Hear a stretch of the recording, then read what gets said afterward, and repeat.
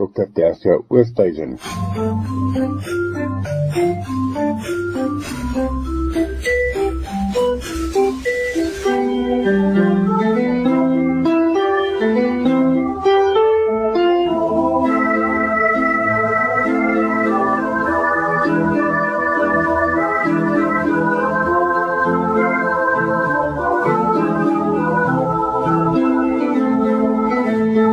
Lig op geestesgesondheid, Dr. Tersia Oosthuizen van die Noordwes Universiteit, bedryfs- en voorligtingsielkundige.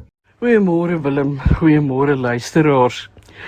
Ons het verlede week begin om te gesels oor die verband tussen die brein en die res van hoe die liggaam en ons organe funksioneer. En ons het ook gepraat van die sogenaamde vagus nerve of swerwende senuwee. Ons het gepraat van die autonome senuweestelsel wat bestaan uit die brein, die breinstam, dan die rugmurg, rugstring en natuurlik die verskillende senuwees wat letterlik vertak van hier af na die verskillende organe toe.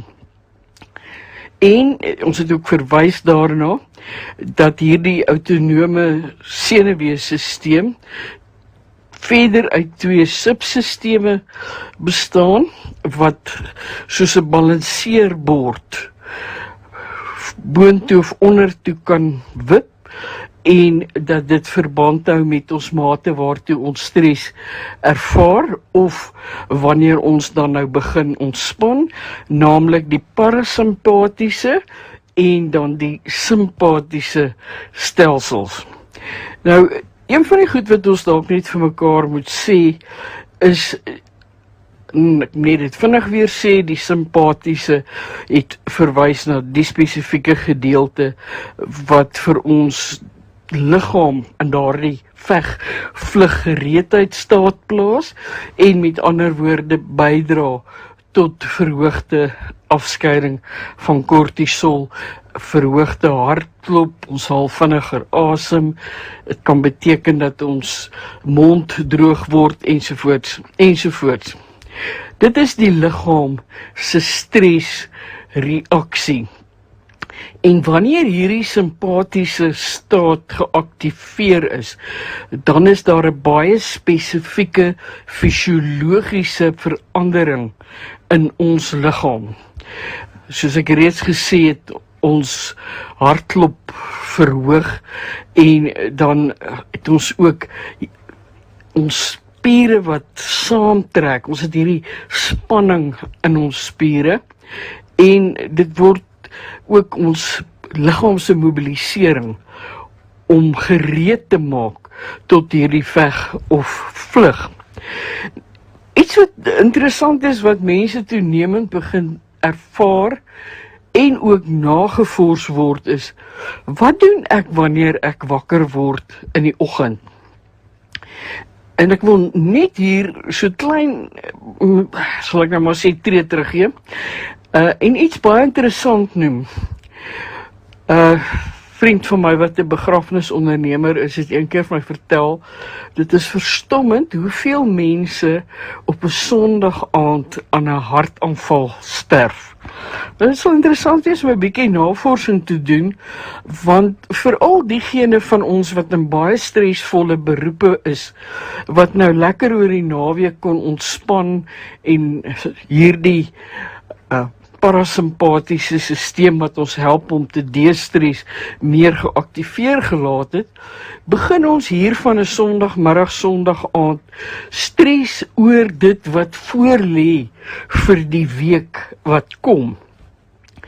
En wat navorsers bevind, wanneer mense wakker word in die oggend, moet jou eerste reaksie nie wees om jou selfoon te vat en te kyk watter boodskappe het daar ingekom gedurende die nag nie, en ook na jou e-posse te kyk nie. Met ander woorde, dat jy letterlik wanneer jy wakker word, vir die eerste 5 of 10 minute net rustig moet lê en asem in, asem uit, Geniet wat jy ook al rondom jou sien.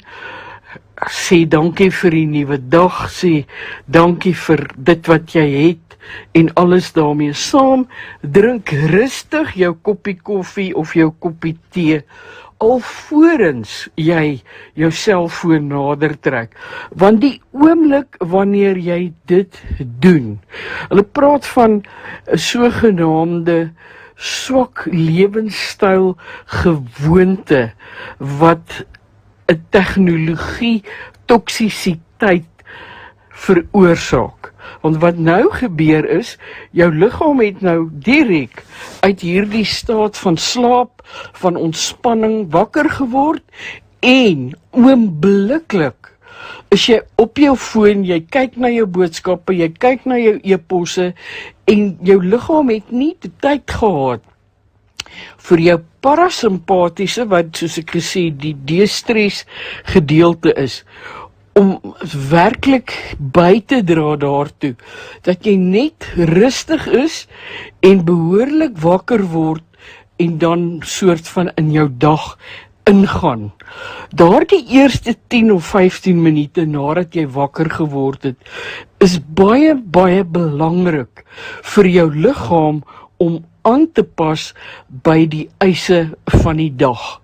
So, kom ons oefen dit in, deur nie heel eerste ons foon te gryp en te kyk, wat gaan nou daaraan, of dadelik die nuus te luister, of te lees, of wat ook al nie.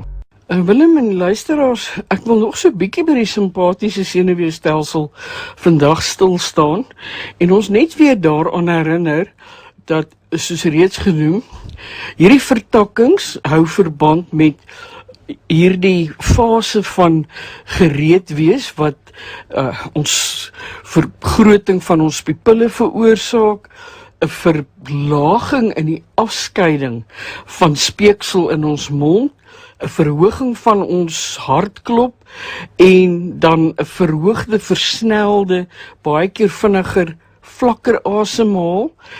Dit beperk ook ons spysverteringsstelsel, sowel as die funksie van ons galblaas, en dan natuurlik ook die hele sisteem, uitskeidingssysteem en alles wat daarmee saamgaan. Maar dit is nie noodwendig dat ek, sê net maar as ek in die oggend wakker word en ek begin aan die gang kom, altyd in hierdie staat van veg of vlug is nie. So dit is nie altyd net gereserveer vir hierdie wanneer ek in gevaar is nie. Elke dag van ons lewe is basies 'n dans tussen hierdie parasimpatiese en die simpatiese. En onthou net weer, die simpatiese is waar ons normaal pupil grootte kry, sowel as speeksel wat vloei, verbeterde ontspanning, ons hartklop is normaal, bloeddruk is normaal, spysvertering is beter ensovoorts. Dit is omdat ons altyd in 'n geaktiveerde staat is, wat te doen het met die feit dat ons die lewe leef.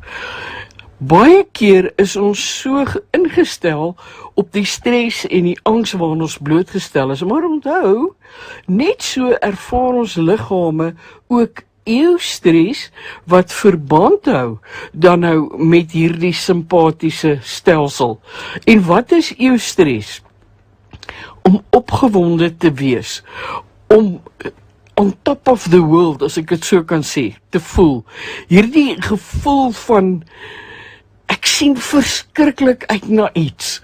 Ja, dit verhoog ook ons hartklop, ons bloeddruk en alles wat ek reeds genoem het. So die hele idee van die senuweestelsel is om ons te help om ons liggaamsfunksies te reguleer, sodat ons relatief amper outomaties in aanhalingstekens na 'n tyd van hierdie aktivering kan terugkeer na die parasimpatiese staat of fase.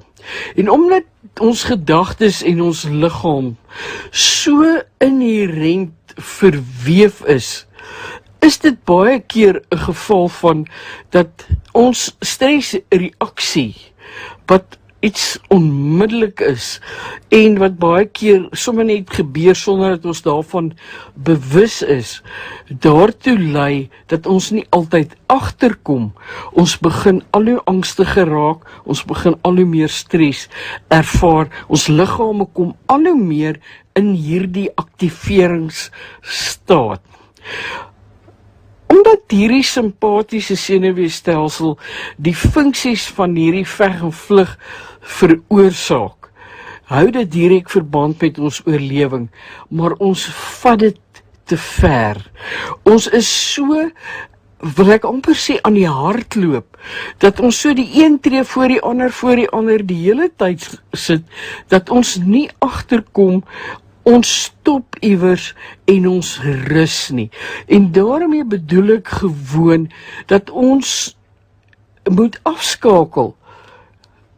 Baie mense sê, navorsers, dat dit noodsaaklik vir ons is in 'n hoë stresvolle werksomgewing om ten minste elke uur 'n 5 na 'n 10 minute net 'n rustige fokus op my asemhaling, wees meer indagtig, staan op, doen 'n strekoefening of 2, en ons baie interessante strekoefeninge wat ons kan doen deur gewoon op 'n stoel te sit, sodat ons net weer ons liggame op 'n manier, as ek kan sê, weer aanskakel, sodat ons nie permanent in hierdie verhoogde aktiveringsstaat bly nie. Dit help ons uiteindelik dan ook om makliker uit te kom by plekke en situasies waar ons doelbewus ontspan. So ons moet vir ons ontspanningstye, tye van rus inbou in ons dag. Wat doen baie van ons? Ons gaan sê nou maar werk toe, tussen 1 en 2, gaan ek na die gimnasium toe, 2 uur is ek terug, ek werk tot 4 uur of 5 uur, die wat in die stede bly, dan sit ek in die stadsverkeer, dan kom ek by die huis aan, dan gaan sit ek voor die televisie of wat ook al, of ek gaan dan byvoorbeeld gimnasium toe, of ek werk deur my etenstyd, sodat ek 'n bietjie vroeër kan huis toe gaan.